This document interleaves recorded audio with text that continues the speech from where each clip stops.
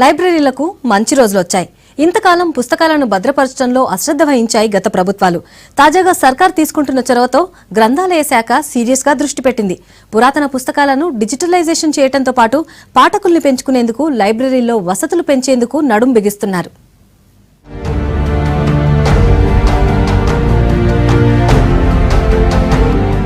లైబ్రరీల్లో సరైన వసతులు లేక ఇబ్బందులు పడుతున్నారు విద్యార్థులు. పుస్తకాలపై ఉన్న ఆదరణతో లైబ్రరీకి వచ్చే వారి సంఖ్య పెరుగుతున్నా సరైన పుస్తకాలు లేకపోవడం కొట్టొచ్చినట్టు కనపడుతోంది. మండల గ్రామాల లైబ్రరీల సంగతి అటుంచితే హైదరాబాద్ లోని ప్రధాన గ్రంథాలయాల్లో కూడా కావలసినన్ని పుస్తకాలు లేవు. విలువైన పురాతన పుస్తకాలు చినిగిపోయే పరిస్థితికి వచ్చాయి. పుస్తకాలను భద్రపరిచేందుకు సరైన వసతులు లేకపోవడంతో పాటు కూర్చునేందుకు సరిగ్గా కుర్చీలు కూడా లేవంటున్నారు పాఠకులు.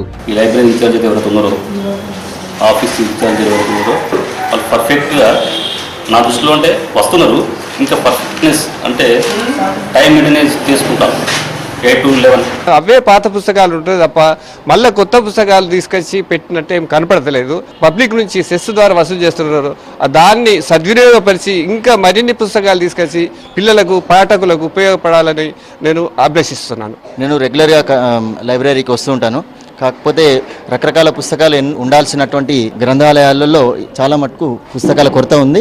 నిరుద్యోగులకు విద్యార్థులకు ఎంతగానో ఉపయోగపడే లైబ్రరీలను మోడర్నైజ్ చేసేందుకు సిద్ధమైంది సర్కార్. జిల్లాలోని 10 లైబ్రరీలు, మరో 2 ప్రధాన లైబ్రరీలతో పాటు మండల పరిధిలోని దాదాపు 700 లైబ్రరీల్లో మౌలిక వసతులు, ఓల్డ్ బుక్స్ డిజిటలైజేషన్, సిడి లైబ్రరీపై ఫోకస్ పెట్టాలని గ్రంథాలయ శాఖ భావిస్తోంది. దశల వారీగా గ్రామ పరిధిలో ఉండే మరో 1300 చిన్న లైబ్రరీలను ఆధునీకరించేందుకు ప్లాన్ చేస్తున్నారు. 31 జిల్లాల్లో జిల్లా గ్రంథాలయ వ్యవస్థలు ఏర్పడిన తర్వాత అవసరాలేంటి, ఆ జిల్లాకున్న ప్రత్యేకతలేంటి, భౌగోళిక అంశాలేంటి, పాఠకులు ఏ స్థాయిలో ఉన్నారు, ఇవన్నీ ఒక సమగ్రమైన అవగాహనకు వచ్చిన తర్వాత అప్పుడు ప్రభుత్వాలు తప్పనిసరిగా ప్రతిపాదనలు పంపుతాయి. పుస్తకాలకు గ్రంథాలయాలకు మంచి రోజు వచ్చిందని మనమంతా భావించవచ్చు. రాష్ట్రంలోనే పేరొందిన అఫ్జల్గంజ్ లోని సెంట్రల్ లైబ్రరీని అన్ని వసతులతో తీర్చిదిద్దాలని గ్రంథాలయ శాఖ దృష్టి పెట్టింది. నిజాం కాలం నాటి ఈ లైబ్రరీలో 5 లక్షలకు పైగా వివిధ భాషల పుస్తకాలు, మ్యాగజైన్స్, న్యూస్ పేపర్లు అందుబాటులో ఉన్నాయి. ఈ పుస్తకాలను భవిష్యత్ తరాలకు అందించేందుకు